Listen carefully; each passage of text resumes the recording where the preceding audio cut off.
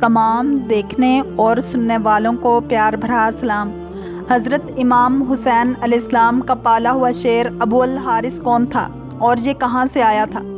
اس نے کس طرح حضرت امام حسین علیہ السلام کی شہادت کے بعد امام حسین علیہ السلام کی حفاظت کی؟ جب حضرت امام حسین علیہ السلام کے پالے ہوئے شیر کو آپ کی شہادت کی خبر ملی تو اس نے یزیدیوں کے ساتھ کیا سلوک کیا اور کس طرح حضرت امام حسین علیہ السلام سے اپنی محبت کا اظہار کیا؟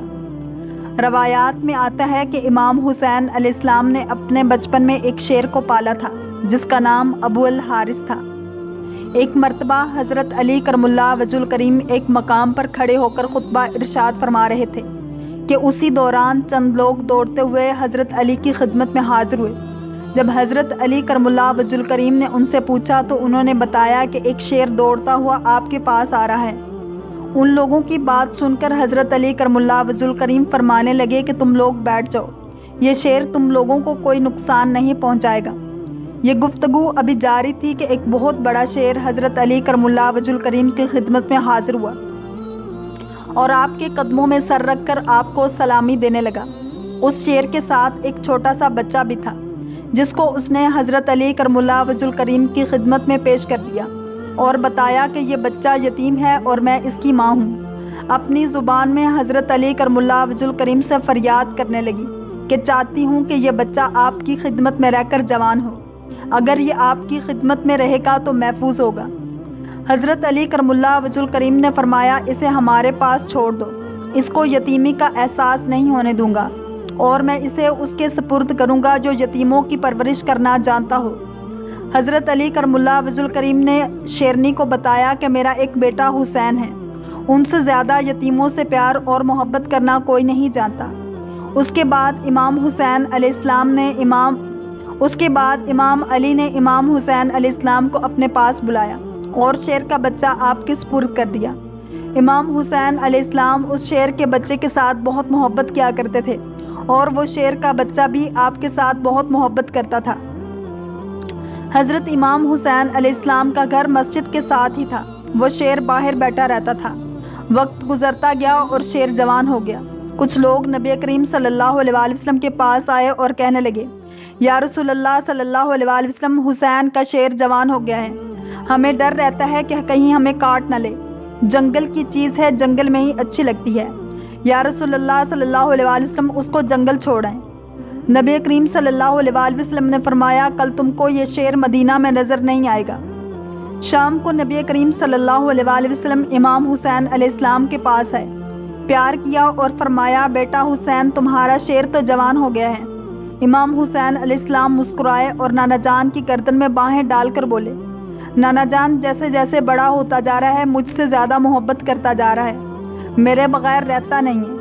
نبی کریم صلی اللہ علیہ وآلہ وسلم نے فرمایا حسین بیٹا آپ کے نانا کے صحابی ڈرتے ہیں، اس سے وہ نماز کے لیے آتے ہیں، ان کو ڈر ہے کہ یہ ان کو نقصان نہ پہنچائے، بیٹا اسے آزاد کر دو۔ یہ کہنا تھا کہ اتنے بڑے بڑے آنسو امام حسین علیہ السلام کے رخسار پر آئے، مگر مسکرا کر فرمایا نانا جان آج کا دن نکال لیں، کل ابو الحارث آپ کو نظر نہیں آئے گا۔ نبی کریم صلی اللہ علیہ وآلہ وسلم نے فرمایا بیٹا حسین آج کے دن کیا کرو گے؟ امام حسین علیہ السلام روئے اور فرمایا نانا جان باہر شام ہو گئی ہے اور یہ وقت کسی کو گھر سے باہر نکالنے کا نہیں ہے۔ نبی کریم صلی اللہ علیہ وآلہ وسلم نے مولا حسین کو سینے سے لگا لیا۔ جب آپ تہجد کے وقت شیر کو خوراک دینے آئے تو ابو الحارث نے کہا مولا آج اتنی جلدی احسان؟ آپ نے ساری بات ابو الحارث کو بتائی۔ ابو الحارث نے کہا ٹھیک ہے میں جاتا ہوں، پر ایک شرط ہے کہ ایک دفعہ ملاقات ضرور ہو۔ امام حسین علیہ السلام نے فرمایا کہ تاریخ یاد کر لو، 61 ہجری 10 محرم الحرام کو میدان کربلا کے ٹیلے کے پاس سے تمہیں ایک آواز آئے گی، بس اسی آواز پر چلے آنا، مجھ سے ملاقات ہو جائے گی۔ ابو الحارث نے پوچھا مولا آواز کون دے گا؟ کیا آپ آواز دیں گے؟ آپ نے فرمایا نہیں۔ تو پھر کون آواز دے گا؟ امام حسین علیہ السلام روئے اور فرمایا میری 4 سال کی بیٹی سکینہ تمہیں آواز دے گی یا ہماری اماں فضا آواز دے گی۔